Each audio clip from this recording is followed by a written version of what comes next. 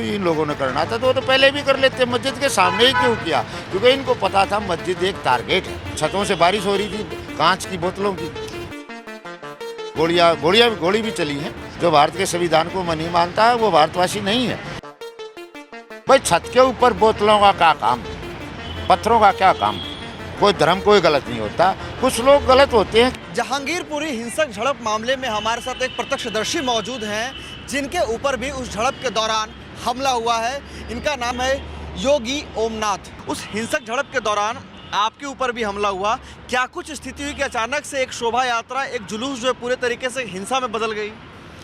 देखिए, शोभा यात्रा तो सुबह से चल रही थी और 10 बजे से किसी की कोई ऐसी घटना नहीं थी और जितने भी शोभा यात्रा में भगत थे वो किसी पार्टी से इसमें कोई लेना देना नहीं था। कोई इसमें कोई राजनीति का कोई रोल नहीं था, क्योंकि जो क्रिया एक मैंने नहीं किया, पूरे भारत में की है, सभी ने की है। जो हनुमान जी को मानता है सभी ने की है, वो उस दिन होता ही है, सदियों से चली आई है। अब वो जहांगीरपुरी में हो या कहीं और कहीं हो, ये तो यहाँ होना था, तो ये इस बात से मैं सहमत नहीं हूँ कि मेरे किसी भगत ने कोई किसी गलत प्रचार किया हो, किसी धर्म के प्रति कोई बात करी हो या किसी मजहब से कोई बात करी हो।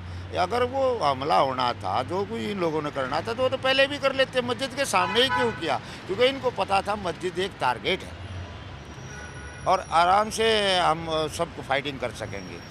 इतने छतों के ऊपर से एकदम बारिश सी होने लगी। अब मैं हनुमान जी को पकड़े हुए, हनुमान जी मुझे पकड़े हुए, दोनों हम छोड़ भाग नहीं सकते, ना वो भाग सकता ना मैं भाग सकता। जो कुछ हुआ वो हमारे ऊपर भी एक दो जगह मेरे भी लगी, पर कोई बात नहीं। पर जो मेरे वो रथ को खींचने वाले थे उनको भी लगी, बाकी जो फ्री थे वो सब भाग ही गए थे, क्योंकि छतों से बारिश हो रही थी कांच की बोतलों की। तो सबसे पहले तो जान की सुरक्षा है। बाकी हम किसी पार्टी से नहीं जुड़े, ना हमारा कोई मतलब है। हम साधु हैं, नाथ संप्रदाय के साधु हैं। जो हमारा अधिकार है संविधान में, धर्म में, कर्म में, मर्यादा में, हम उससे बाहर नहीं हैं। सर, तो ये बताइए कि मतलब क्या कुछ हुआ था? अगर पूरे घटने की अगर आप जिक्र करें तो क्या हुआ जो अचानक से पूरे झड़प तरीके से हो गई? अचानक से कहाँ पे ये चीज़ें उठी? भाई जब मैं हनुमान जी की मूर्ति के साथ मस्जिद के सामने पहुंचा तो पीछे से भगदड़ मची है। अब कैसे मची, हमने पूछा भी क्या हुआ क्या हुआ, मैंने कहा किसी को चोट चाट लगी या क्या हादसा हो गया अचानक एकदम से हो। तो कहा बाबा ऊपर से पत्थर फेंक रहे हैं, भाग लो। हम तो भागे नहीं, वो वहाँ से पत्थर बरसते वो हमारे तक भी आ गए। फिर दूसरी चौक से उधर से बहुत उपद्रवी लोग गोली भी चली है।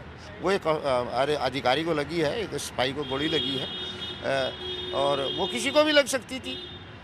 तो जो हनुमान जी को नहीं मानता है तो वो भारतवासी नहीं है। जो सनातन धर्म को नहीं मानता है वो भारतवासी नहीं है। जो भारत के संविधान को नहीं मानता है वो भारतवासी नहीं है। जो भगवे को नहीं मानता है वो तो कहीं का भी नहीं है। जो भगवे को नहीं मानेगा वो कहीं का भी नहीं है, चाहे हिंदुस्तान रहो चाहे पाकिस्तान रहो। इनकलाब जिंदाबाद। सर, ये बताइए कि दूसरे पक्ष से ये आरोप लग रहा है कि जो वहाँ से जो रैली लेकर, जो शोभा यात्रा लेकर वहाँ से निकल रहे थे, उन लोगों ने मस्जिद के आगे खड़े होकर के जो है नारे लगाए हैं। तो क्या कुछ ऐसी भी बात है कि उन लोगों ने मस्जिद के आगे खड़े होकर के नारे लगाए हैं? नहीं, ना ये गलत है। अब वो कहा ना, मारे मारे बांदरी छोटे खाए रीच, ऐसा कुछ नहीं है। ऐसा किसी कार्यकर्ता ने, किसी भगत ने या किसी, देखो किसी न किसी पार्टी से तो सब जुड़ा, आप भी जुड़े हो, पूरा विश्व जुड़ा है। कोई कांग्रेस में है, कोई बीजेपी में है, कोई आम आदमी में है, कोई अन्य में, किसी में भी है। मगर जो लोग होते ना किसी काम के नहीं है, जिसको कह दो निर्दलीय, किसी पार्टी के नहीं है, वो लोगों ने ये किया है और जो किया भी है और तो वो मीडिया सब देख रहा है।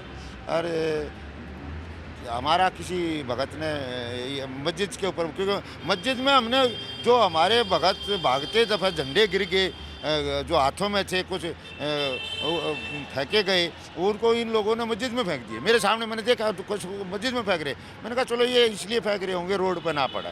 हमारा को ये नहीं था कि इसका कोई पॉइंट बनाएंगे, भाई इसलिए कर रहे हैं कि भगवा कपड़ा है, झंडा है हमारा, हनुमान जी की मूर्ति उसके ऊपर, भाई एक साइड पैर ना आए, इसलिए उन्होंने। पर उसका कुछ और लोग बोल रहे हैं। तो अब शोभा यात्रा लेकर के जब आप लोग निकल रहे थे तो शोभा यात्रा के दौरान अचानक से जो हिंसक जो झड़प हुई, तो क्या आपको लगता है कि पहले से प्रायोजित था वो? भाई ये तो आप लोग भली बात ही जानते हो, ये हर मीडिया इसी बात को पूछ रहा है। भाई छत के ऊपर बोतलों का क्या काम, पत्थरों का क्या काम?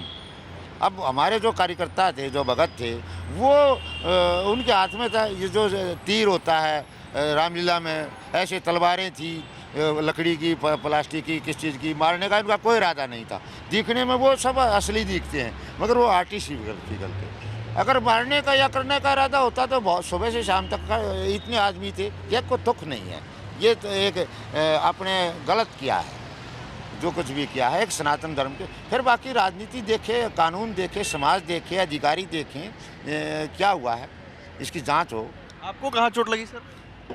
चोट तो मुझे ये भी लगी है यार, ये मेरा पैर सूज गया था, ये लगी है, ये यहाँ लठ, यहाँ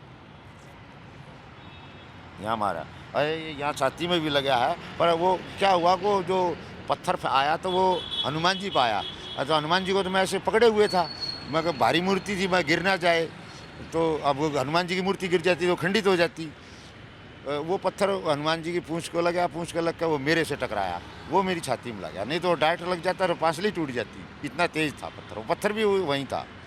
तो क्या वहाँ जो जुलूस में जो लोग शामिल हुए थे उनको टारगेट करके मारा जा रहा था कि अचानक से मतलब सिर्फ फेंके जा रहा था पत्थर?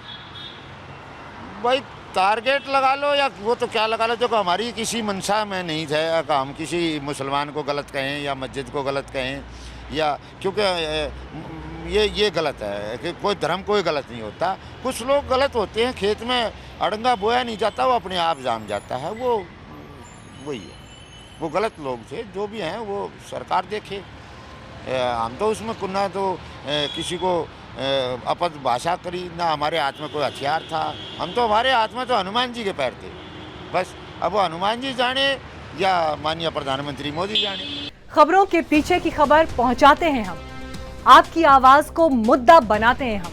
टाइम्स नाउ नवभारत को YouTube पर लाइव देखिए, सब्सक्राइब करिए और बेल आइकन जरूर दबाइए।